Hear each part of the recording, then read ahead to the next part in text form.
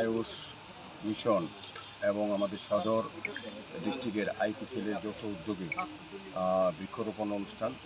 এখানে আমাদের মধ্যে আমাদের মাননীয় কর্পোরেটর বাসুদেব বর্মা সহ বিভিন্ন নেতৃবৃন্দ, এই এলাকার যারা গুণীজনেরা স্বজনেরা আছেন এবং আয়ুষের যিনি সেক্রেটারি উনিও আছেন। সার্বিকভাবে আমাদের আইটি সেলের যে কনভেনার সুকান্ত বণিক, ওনার উদ্যোগেই আজকের এই অনুষ্ঠান। মেনলি হচ্ছে বৃক্ষরোপণ। আমরা জানি যে বৃক্ষ আমাদের জীবনে, গাছ আমাদের জীবনে অত্যন্ত প্রয়োজনীয় সমস্ত ক্ষেত্রে, এবং বিশেষ করে পরিবেশের ভারসাম্য রক্ষা করার ক্ষেত্রে গাছের একটা বিশেষ অবদান আছে। গাছের থেকে আমরা সেই অক্সিজেন গ্রহণ করতে পারি, সুস্থভাবে বাঁচতে পারি এবং আগামী প্রজন্ম যাতে এই পৃথিবীতে ভালোভাবে থাকতে পারে তার উদ্দেশ্যে কিন্তু এই বৃক্ষরোপণ অনুষ্ঠান।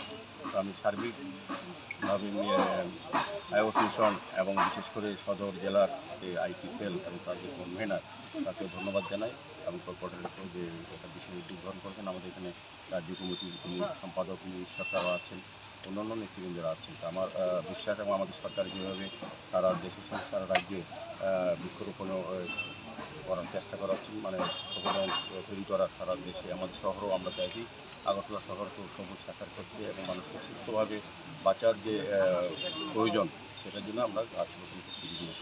প্রধানমন্ত্রীর বার্তা অনুযায়ী আগরতলা পৌর নিগমের 51টাই ওয়ার্ড, শুধু ওয়ার্ড না, সরকারিভাবে না, আমরা তো আমাদের প্রধানমন্ত্রী বলেছেন বেসরকারিভাবেও প্রত্যেকেই, মানে একজন নিজের মানে এক মেয়ের মাকে নাম বলেছেন। তো অর্থ হচ্ছে আমরা যে গাছটা রোপণ করলাম সেটা যদি আমার নিজের মার নামে রোপণ করি, আমার বাড়িতে হোক, আমার রাস্তার পাড়ে হোক, কিংবা যেখানে জায়গাতে হোক, সেটাকে মাকে যেভাবে শ্রদ্ধা করি, মাকে যেভাবে লালন পালন করি, মাকে যেভাবে আমরা দেখি, সেভাবেই গাছটাকে দেখা উচিত। সেই কারণেই গাছটার নাম এইভাবে প্রধান গাছ